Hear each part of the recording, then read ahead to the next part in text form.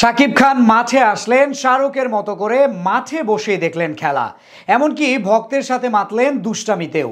তবে মিরপুরের 22 গজে জিততে পারল না তার দল ঢাকা ক্যাপিটালস। রংপুর রাইডার্সের বিপক্ষে হারতে হয়েছে বেশ বড় ব্যবধানে। শুরুটা দুর্দান্ত হলেও সোহানের কোন মাস্টার প্ল্যানের কাছে হারতে হলো শাকিবের ঢাকাকে, সেটাই শুনবো প্রতিবেদনের বাকি অংশে। দিনের প্রথম ম্যাচে 198 রান তাড়া করে ম্যাচ জিতেছে বরিশাল। সেটা দেখেই টস জিতে আগে বল করার সিদ্ধান্ত নেয় ঢাকার অধিনায়ক থিসারা পেরেরা। সৌম্য সরকারের ইনজুরিতে সবাই ভেবেছিল রংপুর দলে সুযোগ পাবেন আজিজুল হাকিম তামিম। তবে তরুণ এই ব্যাটারকে না নিয়ে ওপেনিংয়ে দুই বিদেশিকে মাঠে নামায় রংপুর। প্রথম ওভারে খেলতে এসেই আমির হামজার বলে 2-4 ও 1 ছক্কায় 14 রান তোলে স্টিফেন টেইলর। তবে ইনিংসের দ্বিতীয় ওভারেই আঘাত হানেন কাটার মাস্টার মোস্তাফিজুর রহমান। এলবিডব্লিউর ফাঁদে ফেলে বিদায় করেন টেইলরকে। পরের ওভারেই আবারও আঘাত হানে ঢাকা। এবার বল হাতে কারিশমাটা দেখান আলাউদ্দিন বাবু। অ্যালেক্স হেলসের মতো ব্যাটারের কাছে যেন বাবুর করা বলের কোনো উত্তর ছিল না। বোল্ড করে বিদায় করেন হেলসকে। তবে এরপর সাইফ হাসান ও ইফতিকার মিলে ইনিংস মেরামতের কাজটা শুরু করেন। যদিও ইফতিকার শুরুতে কিছুটা চালিয়ে খেলায় পাওয়ার প্লেতে 49 রান তুলতে পারে রংপুর।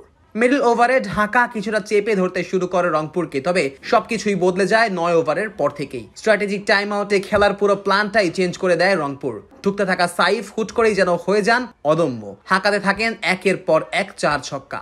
ইফতিকার আহমেদও ব্যাট হাতে চালাতে থাকে তাণ্ডব। এই দুই ব্যাটারের ব্যাটে ভর করে বড় রানের স্বপ্ন দেখছিল রংপুর। তবে 33 বলে 40 রানে বিদায় নেন সাইফ। আর ইফতিকারের ইনিংস শেষ হয় 38 বলে 49 রানে। দুটি উইকেটই তুলে নিয়েছেন পেসার আলাউদ্দিন বাবু। শুরুতে ধীর গতিতে রান তোলা রংপুর যেন নেমেছিল নির্দিষ্ট এক প্ল্যানে। সেই প্ল্যান অনুযায়ী কাজটা এরপর করেছেন নুরুল হাসান সোহান ও খুশদিল শাহ।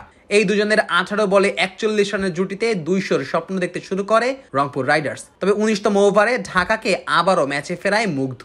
তার জোড়া শিকারে লাগাম টানে রংপুরের রানের চাকায়। শেষ ওভারে ফিসকে দুটো ছক্কা হাঁকান খুশদিল। আর তাতেই 191 রানে গিয়ে শেষ হয় রংপুরের ইনিংস। খুশদিল অপরাজিত থাকেন 23 বলে 46 রান করে। 192 রানে ব্যাট করতে নেমে শুরুটা দুর্দান্ত করে ঢাকার দুই ওপেনার তামিম ও লিটন। বিশেষ করে লিটনের ব্যাটে যেন দেখা মিলছিল পুরনো জাদুর। 4 ছক্কায় রানের খাতায় ফিরে আসার স্বপ্ন দেখাচ্ছিল লিটন। ব্যাট হাতে যে লিটনকে মিস করছিল বাংলার ক্রিকেট, সেই লিটনকে যেন ফিরে পাচ্ছিল সবাই। অন্যদিকে তামিম শুরুতে কিছুটা চাপে থাকলেও সাইফুদ্দিনের এক ওভারে 2টি ছক্কা ও 1টি 4 মেরে কিছুটা চাপ দূর করেন এই ব্যাটার। পাওয়ার প্লে শেষে বিনা উইকেটে 58 রান সংগ্রহ করে ঢাকা। তবে নাহিদ রানা বলে এসেই যেন সব হিসেব নিকেশ বদলে দেন। এক প্রান্ত থেকে তার গতির কাছে পরাস্ত হতে থাকেন ঢাকার ব্যাটাররা। আর অন্য প্রান্তে সেই চাপ কাজে লাগিয়ে উইকেট তোলার কাজটা সেরে ফেলেন মেহেদি। নিজের পরপর 2 ওভারে 2টি করে মোট 4টি উইকেট তুলে রংপুরকে ম্যাচে ফিরিয়ে নিয়ে আনেন এই বোলার। ঢাকার অধিনায়ক থিসারা পেরেরা এরপর কিছুটা প্রতিরোধ করার চেষ্টা করলেও রংপুরের বোলাররা যেন এদিন ছিল ভিন্ন মুডে। কাউকেই দাঁড়ানোর বিন্দু মাত্র সুযোগ দেয়নি তারা। 192 রানের টার্গেটে অল্পতেই গুটিয়ে দেয় ঢাকাকে। বিশাল জয় নিয়ে শুরু করে এবারের আসর।